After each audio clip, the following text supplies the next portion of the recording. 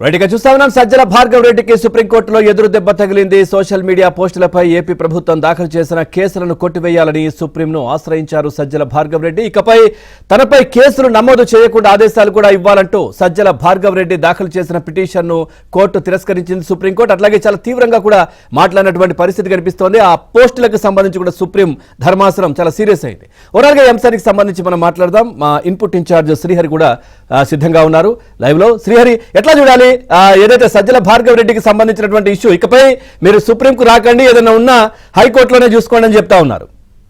పవన్, ఆంధ్రప్రదేశ్ లో మనం చూస్తున్నాం, ఏదైతే ఇష్టానుసారంగా గత 5 ఏళ్ల అధికారంలో ఉన్నప్పుడు వైసీపీ సంబంధించినటువంటి సోషల్ మీడియా కావచ్చు, వైసీపీ సంబంధించిన నాయకులు, కార్యకర్తలు లేదా చాలా మంది సెలబ్రిటీలు, ముఖ్యులు కూడా ఇష్టానుసారంగా రెచ్చిపోయారు.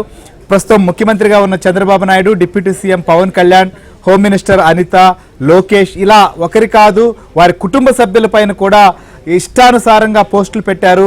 అసభ్యకరమైనటువంటి రీతిలో కార్టూన్లు కావచ్చు లేదా వారి పోస్టుల్లో ఉన్నటువంటి సారాంశం కావచ్చు, కొన్ని చోట్ల చదవలేని విధంగా టీవీల్లో కావచ్చు చూపలేని విధంగా రాసినటువంటి సందర్భాలు అనేకం ఉన్నాయి. సో అయితే వీటికి సంబంధించిన చాలా కంప్లైంట్స్ కూడా ప్రస్తుతం పోలీస్ స్టేషన్స్లో నమోదవుతున్నాయి. తమకు సంబంధించినటువంటి వారిపైన కావచ్చు లేదా తమ పైన ఈ రకంగా పోస్టులు పెట్టడం పైన కంప్లైంట్ చేసిన నేపథ్యంలో ఇప్పుడు ఒక్కొక్కరిపైన కేసు నమోదవుతున్న నేపథ్యంలోనే ప్రస్తుతం చాలామంది కూడా పోలీసుల అరెస్టు నుంచి తప్పించుకునేందుకు గతంలో చేసిన తప్పుల్ని కప్పిపుచ్చుకునేటువంటి ప్రయత్నం చేస్తున్నారు. మనం చూసాం, వర్రా రవీందర్ రెడ్డిని అరెస్టు చేసిన తర్వాత వైసీపీకి సంబంధించినటువంటి ముఖ్యుల్లో కావచ్చు, గతంలో సోషల్ మీడియాను నడిపినటువంటి సజ్జల భార్గవ రెడ్డి కావచ్చు, లేకపోతే ఇంకా చాలామంది, వీరందరూ కూడా ప్రస్తుతం కోర్టులను ఆశ్రయిస్తున్నారు. ఒకవైపు హైకోర్టులోనే ఈ కేసు సంబంధించినటువంటి పెండింగ్ ఉండగానే మళ్ళీ సుప్రీంకోర్టుకు అరెస్టు వద్దని చెప్పి వెళ్ళినటువంటి పరిస్థితి. ఇంకోవైపు మనం చూస్తున్నాం, ఈ కేసులు ఇన్ని కేసులు మా మీద పెట్టొద్దని చెప్పి రామ్ గోపాల్ వర్మ కావచ్చు ఇలాంటి వారు కూడా కోర్టులకు వెళ్తున్న నేపథ్యాన్ని కూడా.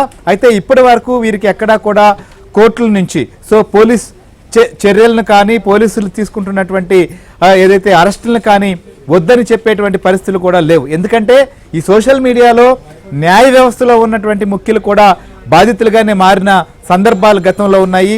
న్యాయమూర్తులు, గౌరవ న్యాయమూర్తుల పైన కూడా ఇష్టానుసారంగా వారికి రకరకాల ఆపాదిస్తూ కూడా పోస్టులు చేసిన చరిత్ర గతంలో మనం చూసాం. అవన్నీ కూడా ఇప్పుడు చూపిస్తున్నారు, అవన్నిటిని షో చేస్తున్నటువంటి నేపథ్యంలో ఈ రకమైనటువంటి పోస్టులు పెడతారా, ఈ రకమైనటువంటి పరిస్థితులు ఉంటాయా, ఇదేంటని చెప్పి కోర్టులు కూడా తప్పుపడుతున్నాయి.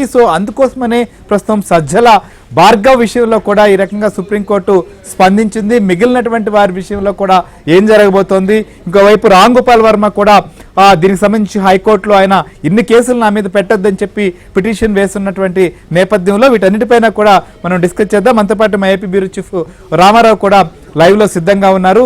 ముఖ్యంగా ఇటు సజ్జల భార్గవ కావచ్చు లేకపోతే మిగిలినటువంటి వారందరూ విషయంలో ప్రస్తుతం సుప్రీంకోర్టు ఇచ్చినటువంటి డైరెక్షన్ చూస్తే మాత్రం తాత్కాలికంగా ఆయన అరెస్ట్ కాకపోయినా ఖచ్చితంగా కేసులు కానీ విచారణ ముందుకు పోయే పరిస్థితిలో ఉంటుంది. దీనిపైన ఇప్పుడు ఏ రకంగా స్పందించబోతున్నారో కూడా మనం